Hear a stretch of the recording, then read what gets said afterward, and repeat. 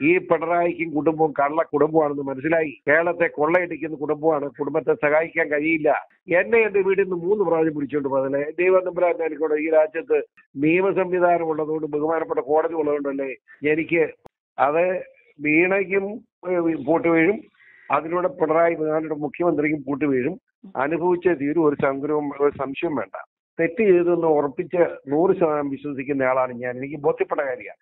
കണ്ണുകൊണ്ട് കണ്ട കാര്യം നിഷേധിക്കാൻ പറ്റും എനിക്ക്. അതുകൊണ്ടാണ് അതിനകത്ത് പിണറായിയും കുടുംബവും പൂർണ്ണമായി ഉത്തരവാദിത്തത്തോടെ സ്വർണ്ണക്കള്ളക്കടത്ത് 21-22 പ്രാവശ്യം കടത്തിക്കൊണ്ടു.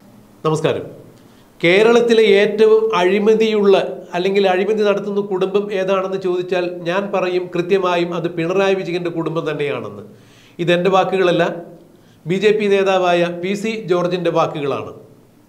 22 അധികം തവണയാണ് പിണറായി വിജയനും കുടുംബവും സ്വർണ്ണക്കള്ളക്കടത്ത് നടത്തിയിരിക്കുന്നത്. പിണറായി വിജയന്റെ ഓഫീസിന് തന്നെ സ്വർണ്ണക്കള്ളക്കടത്തുമായി ബന്ധമുണ്ടെന്ന് പ്രധാനമന്ത്രി തന്നെ പ്രസംഗത്തിൽ സൂചിപ്പിക്കുമ്പോൾ അത് നിഷേധിക്കുവാൻ പിണറായി വിജയൻ ആയിട്ടില്ല എന്നുള്ളതും വളരെ ശ്രദ്ധാപൂർവം കേൾക്കേണ്ടതാണ് അല്ലെങ്കിൽ വിലയിരുത്തേണ്ടതാണ് എന്നാണ് PC ജോർജ് പറഞ്ഞത്.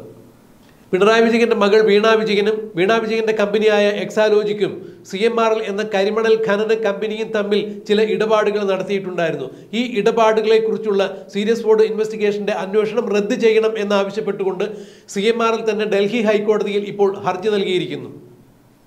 എന്നാൽ ഈ ഹർജിയിന്മേൽ സത്യവാങ്മൂലം നൽകുന്നതിന് വേണ്ടി സീരിയസ് ബോർഡ് ഇൻവെസ്റ്റിഗേഷൻ ഓഫീസിന് ഡൽഹി ഹൈക്കോടതി 10 ദിവസത്തെ നോട്ടീസ് അയച്ചിരിക്കുന്നു. അല്ലെങ്കിൽ 10 ദിവസത്തിനകം തന്നെ സീരിയസ് ബോർഡ് ഇൻവെസ്റ്റിഗേഷൻ ഓഫീസ് ഇതിന് സത്യവാങ്മൂലം സമർപ്പിക്കണം എന്ന് കാണിച്ചുകൊണ്ടാണ് നോട്ടീസ് അയച്ചിരിക്കുന്നത്.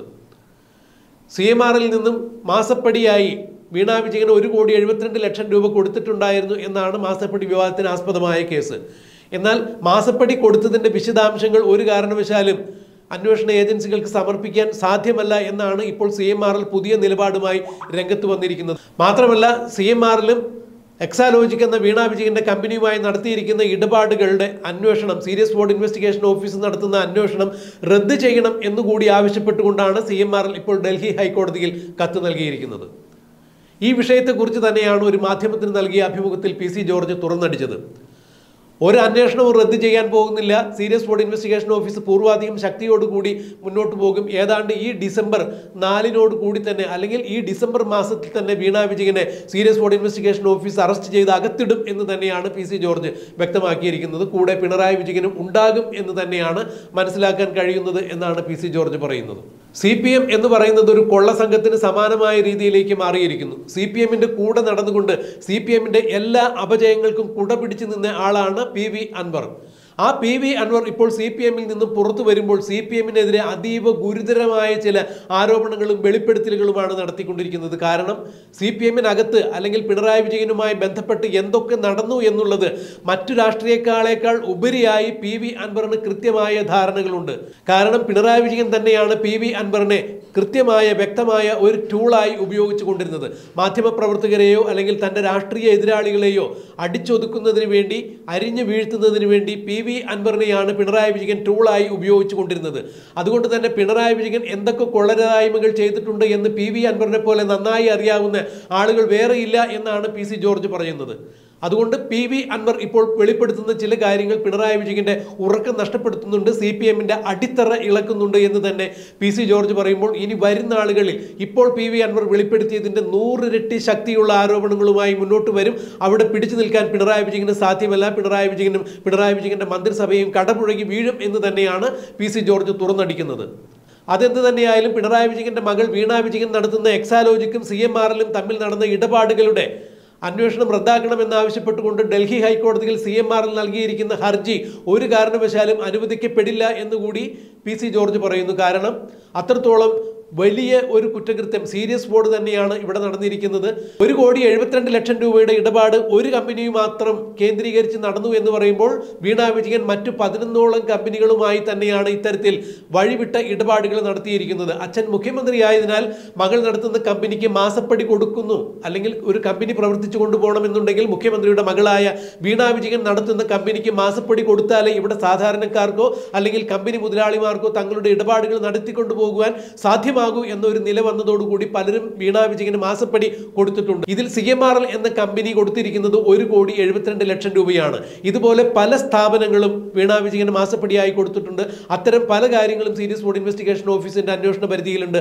അതുകൊണ്ട് ഒരു കാരണവശാലും ഇപ്പോൾ CMRL കേസ് മാറ്റിവെച്ചാൽ പോലും മറ്റ് പല കേസുകളും സീരിയസ് ഫ്രോഡ് ഇൻവെസ്റ്റിഗേഷൻ ഓഫീസ് അന്വേഷണം നടത്തി ഈ അന്വേഷണത്തിനൊടുവിൽ തീർച്ചയായും വീണാ വിജയൻ അകത്തു പോകും എന്ന് തന്നെ PC ജോർജ് പറയുന്നു. പിണറായി വിജയനും കൂടെയുണ്ടാവും. കേരളം കണ്ട ഏറ്റവും വലിയ അഴിമതി കുടുംബം ആരുടേതാണെന്ന് ചോദിച്ചാൽ അത് പിണറായി വിജയന്റെ കുടുംബമാണ് എന്ന് താൻ പറയും എന്നാണ് PC ജോർജ് അടിവരയിട്ട് കൊണ്ട് പറയുന്നത്. പിണറായി വിജയന്റെയും പിണറായി വിജയന്റെ മകളുടെയും അഴിമതിയെക്കുറിച്ചും എക്സാലോജിക് എന്ന കമ്പനിയും CMRL എന്ന കമ്പനിയുമായി നടത്തിയിരിക്കുന്ന കള്ള ഇടപാടുകളെക്കുറിച്ചും മാസപ്പടിയെക്കുറിച്ചുമെല്ലാം അതിവിശദമായ രീതിയിൽ അതിനിശിതമായ വിമർശനങ്ങളോടുകൂടി ഒരു മാധ്യമത്തിന് PC ജോർജ് നൽകിയ അഭിമുഖത്തിന്റെ പ്രസക്ത ഭാഗങ്ങൾ നമുക്കൊന്ന് കേൾക്കാം. അത് വീണയ്ക്കും പൂട്ട് വീഴും, അതിലൂടെ പിണറായി വിജയന്റെ മുഖ്യമന്ത്രിക്കും പൂട്ട് വീഴും. അനുഭവിച്ചേ തീരും, ഒരു സംശയം വേണ്ട. തെറ്റ് ചെയ്തെന്ന് ഉറപ്പിച്ച് 100% വിശ്വസിക്കുന്ന ആളാണ് ഞാൻ. എനിക്ക് ബോധ്യപ്പെട്ട കാര്യമാണ്.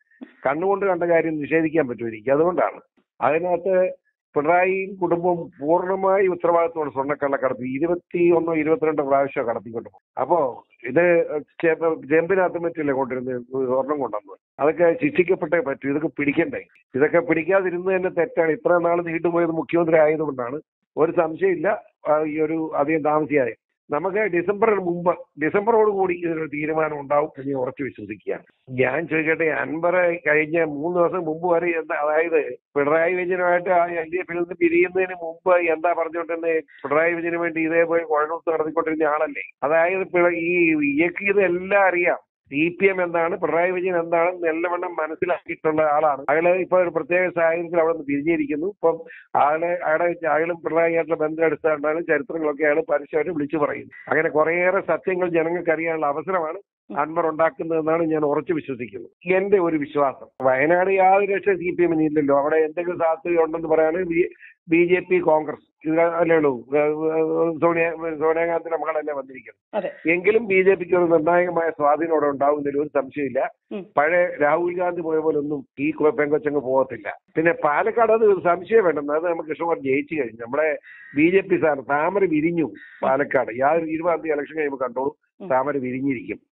ചേലക്കരയെ പറ്റി പറയുകയാണെങ്കിൽ ചേലക്കര 10-37 വോട്ട് ഭൂരിപക്ഷത്തിന് രാധാകൃഷ്ണൻ ജയിച്ച നിയമസഭകളിലാണ്. ആ രാധാകൃഷ്ണൻ എന്തിനും ഇവിടുന്ന് രാജിവെപ്പിച്ചു എന്നുള്ള ചോദ്യം ഞങ്ങളുടെ മുമ്പിലുണ്ട്. ചേലക്കര ഏറ്റവും നല്ല മന്ത്രി അപ്പൊ എന്താ സ്ഥിതിയും? പിണറായി വിജയന് മകളെ കെട്ടിയതിനെ മുഖ്യമന്ത്രി ആക്കണമെങ്കിൽ രാധാകൃഷ്ണൻ ഇവിടെ MLA മന്ത്രിയായിട്ട് ഇരുന്നാൽ അത് പാർട്ടിക്കകത്ത് തർക്കമാവും. മകളെ കെട്ടിയതിന് മുഖ്യമന്ത്രിയാക്കാൻ കഴിയില്ല.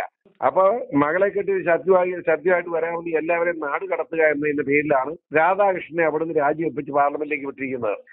ഇത് ചേലക്കര ജനങ്ങൾ മുഴുവൻ മനസ്സിലാക്കി കഴിഞ്ഞു. അത് തന്നെ രാധാകൃഷ്ണൻ മാത്രമാണോ MAB നാട് കടത്തിയത്, ഐസക്കിനെ നാട് കടത്തിയത്, സീറ്റ് കൊടുത്തില്ല. എന്തിന്? ആലപ്പുഴക്കാരൻ നമ്മുടെ സുധാകരൻ കേരളം കണ്ട ഏറ്റവും നല്ല പിണപിടി മന്ത്രിയല്ലേ. ആ നല്ല മനുഷ്യൻ ഒരു സീറ്റ് കൊടുക്കാതെ മാറ്റി നിർത്തി എന്തിന്? മരുമകന് എതിരുണ്ടാവാൻ പാടില്ല. പക്ഷെ ഒരു രക്ഷയില്ല, ജനം വോട്ട് ചെയ്യല.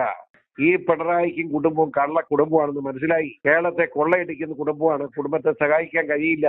എന്റെ വീട്ടിൽ നിന്ന് 3 പ്രാവശ്യം പിടിച്ചോണ്ട് പോയതല്ലേ. ദൈവം തമ്പുരാൻ എനിക്കൂടെ ഈ രാജ്യത്ത് നിയമ സംവിധാനം ഉള്ളതുകൊണ്ട് ബഹുമാനപ്പെട്ട കോടതി ഉള്ളതുകൊണ്ടല്ലേ എനിക്ക് പുറത്തിറങ്ങാൻ പറ്റിയത്.